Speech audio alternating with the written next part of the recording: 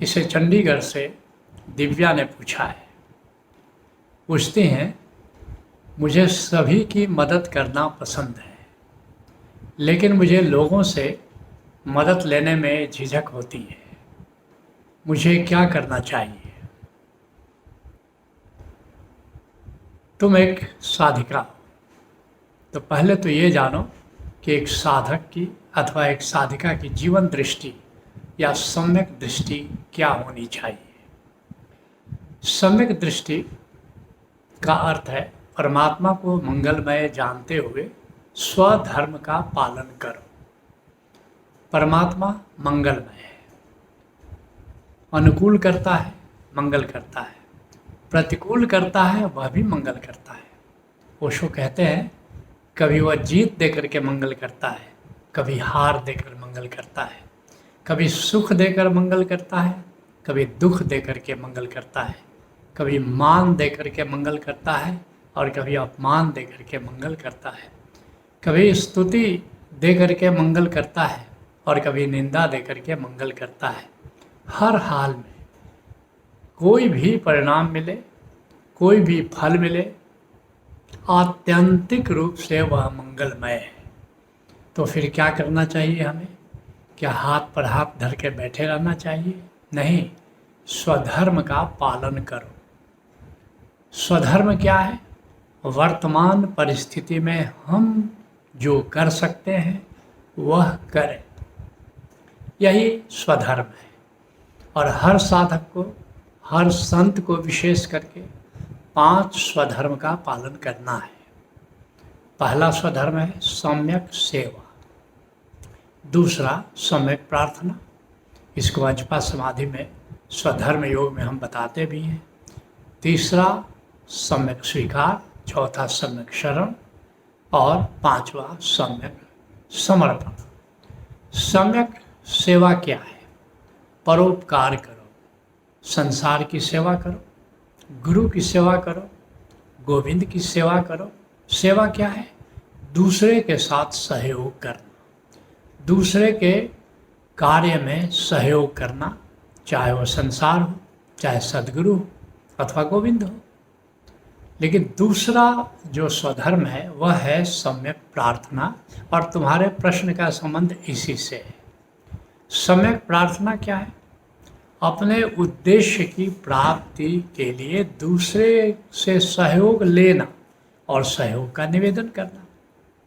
जो भी हमारा उद्देश्य है उसको पूरा करने की रिस्पॉन्सिबिलिटी, पूरा करने का उत्तरदायित्व तो हमारा है, लेकिन हमको सहयोग लेना है। सहयोग अगर हम नहीं लेते हैं, इसका मतलब कि ये हमारा अहंकार है, हम अहंकारी हैं। अहंकार को गलाना ओंकार की प्राप्ति के लिए बहुत ही आवश्यक है। अगर दूसरे का सहयोग तुम नहीं लेते हो तो फिर हमारा अहंकार बढ़ता है। ऐसा नहीं कि दूसरे का सहयोग लेना जरूरी हो तभी ही तुम दूसरे का सहयोग लो, नहीं भी जरूरी है तभी भी दूसरे का सहयोग लेना है, ताकि हमारे अहंकार का पोषण न हो जाए कि मैं तो बड़ा स्वावलंबी हूँ, मेरा स्वाभिमान है कि मैं किसी के सामने हाथ नहीं पसारता। नहीं, ये तुम्हारा स्वाभिमान नहीं है, ये तुम्हारा अहंकार है। ये अपनी दृष्टि साफ कर लो। तो हमें किसका सहयोग लेना है? किसको सहयोग के लिए निवेदन करना है? पहला है सांसारिक प्रार्थना, अर्थात संसार से सहयोग प्राप्ति के लिए निवेदन करना, इसको कहते हैं सांसारिक प्रार्थना। दूसरा क्या है? गौणी प्रार्थना। अब देवलोक है जो हमेशा सहयोग करने के लिए तत्पर है, बल्कि ये सृष्टि जो चल रही है उसमें उनका बहुत बड़ा योगदान है, उनमें बहुत बड़ी भूमिका है। अब इंद्र अगर बारिश नहीं करे, अगर टेम्परेचर को ज़रा कंट्रोल नहीं करें 0 डिग्री से सोचो ज़्यादा से ज़्यादा 47 डिग्री तक, 48 डिग्री ज़्यादा से ज़्यादा, तो प्रलय हो जाए बिल्कुल। तो एक टेम्परेचर रेंज उनको मेंटेन करना है, बारिश मेंटेन करना है। ऐसी वायुदेव को उचित हवा सम्यक हवा बहानी है। नहीं तो अगर 100 किलोमीटर की रफ्तार से हवा बह जाए तो फिर क्या होगा, या हवा बिल्कुल न बहे तो जीने का मन ही नहीं करेगा। शायद तुमको पता होगा कि जहाँ हवा ज़रा तेज़ बहती है वहाँ के लोग बड़े मेहनती होते हैं, बड़े फुर्तीले होते हैं, और जहाँ हवा बिल्कुल डल है लोग भी डल हो जाते हैं। हवा की रफ्तार से डलनेस का संबंध होता है। तो वायुदेव को देखना है कि इतनी हवा हम रखें, उसमें तीव्रता रखें ताकि लोग ज़रा फुर्तीले हों, कर्मठ हों। तो देवताओं का भी अपना रोल है। गणेश जी हैं, ये पृथ्वी मंडल का प्रबंधन देखते हैं, कोई उत्पात ज़्यादा नहीं करे, कोई बम बरसात नहीं कर दे, कोई एटॉमिक बम न चला दे, उसकी मति ज़रा वो ठीक रखते हैं। तो देवताओं का भी सहयोग हमको लेना है, इसको कहते हैं गौणी प्रार्थना, और वे हमेशा सहयोग देने के लिए तत्पर है। ये बात मैं तुमको अपने अनुभव से बता रहा हूँ। तुम कह के तो ज़रा देखो कितनी तत्परता से हमारे लिए कार्यों में, हमारे उद्देश्य को पूरा करने में के सहयोग देते हैं। और फिर परा प्रार्थना, गोविंद से सहयोग लेना है। अगर तुम साधना के मार्ग पर चल रहे हो और अगर गोविंद की कृपा ना मिले तो फिर तुम साधना के मार्ग पर बढ़ नहीं सकते हो। हमारे जीवन में संत आता है, सदगुरु आता है, ये गोविंद कृपा से आता है। और सच कहो तो ये साधना का मार्ग बड़ा अनूठा है और बड़ा चक्रीय है, वो साइक्लिक है। तुम परमात्मा की खोज में निकलते हो, एक अभिप्सा लेकर के चलते हो, और एक दिन परमात्मा की कृपा होती है तो फिर हमारे जीवन में सदगुरु आता है, फिर सदगुरु के साथ चलते हो, फिर सदगुरु की कृपा होती है तो परमात्मा हमारे आंगन में उतर आता है, परमात्मा का सहयोग मिलना शुरू होता है। बल्कि सच कहो तो जितने भी साधना है उसका उद्देश्य तो परमात्मा की कृपा प्राप्त करना है, कृपा सिद्धि इसको कहते हैं। तो प्रार्थना के बिना साधना नहीं हो सकती, प्रार्थना के बिना हमारा जीवन स्मूथ नहीं हो सकता। इसलिए गुरु नानक देव जी कहते हैं हुक्मी हुक्म चलाए रहा और नानक बिग से बेपरवाह। कहते हैं मुझे हुक्मी का भी सहयोग प्राप्त है और हुक्म का भी सहयोग प्राप्त है, तभी मेरा जीवन बिल्कुल मैं निश्चिंत होकर के आगे बढ़ता हूँ।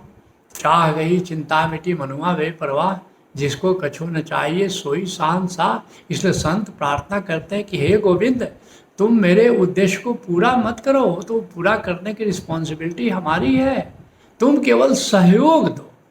तो ये जो सम्यक प्रार्थना है और जो परंपरागत प्रार्थना है उसमें थोड़ा भेद समझ लेना।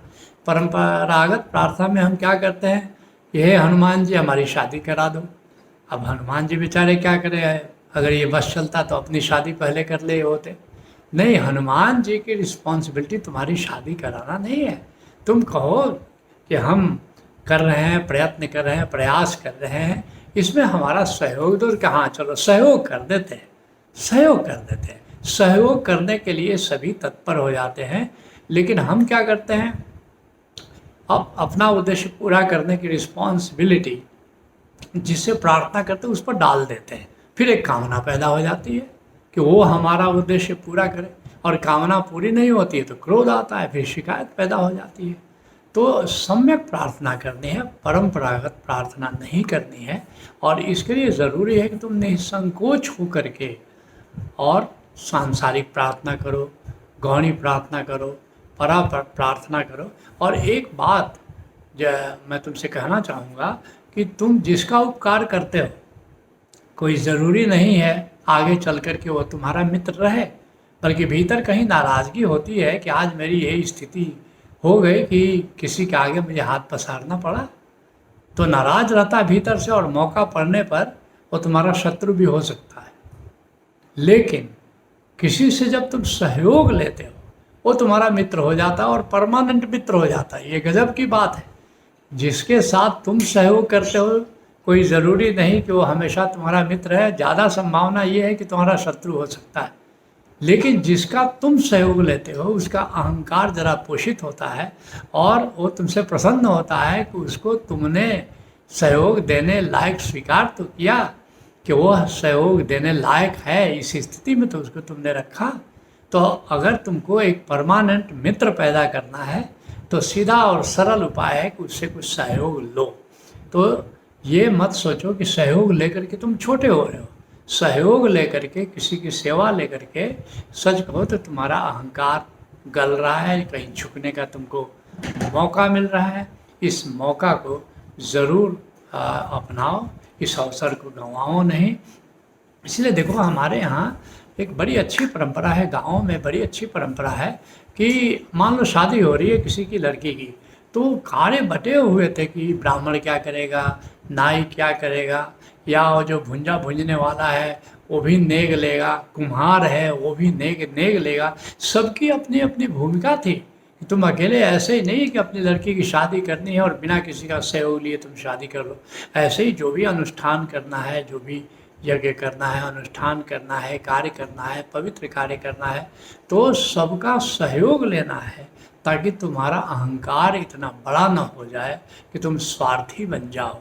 तो इसलिए जब भी मौका आए, जो भी कार्य, जो भी अनुष्ठान, जो भी उद्देश्य तुम्हारा है, उसको पूरा करने में निश्चित रूप से सबका सहयोग। संतों को देखो, संत सबका सहयोग लेते हैं, परोपकार भी करते हैं तो सबका सहयोग लेते हैं। ऐसा कोई संत हमने नहीं देखा जो कि लोगों का सहयोग नहीं लेता। उसने तो वो तो आत्मज्ञान प्राप्त कर लिया, वो तो ब्रह्म ज्ञान प्राप्त कर लिया, वो तो अपनी मौज में रहता है, फिर भी देखो कि वो सबका सहयोग लेगा। ऐसा नहीं वो सोचेगा या करेगा कि मुझे अब किसी का सहयोग नहीं चाहिए, मैं अपने आप में तृप्त हूँ। सबसे ज़्यादा तो सहयोग संत ही लेता है। तो निश्चित रूप से संकोच नहीं करना चाहिए और हमें सबका सहयोग लेना चाहिए।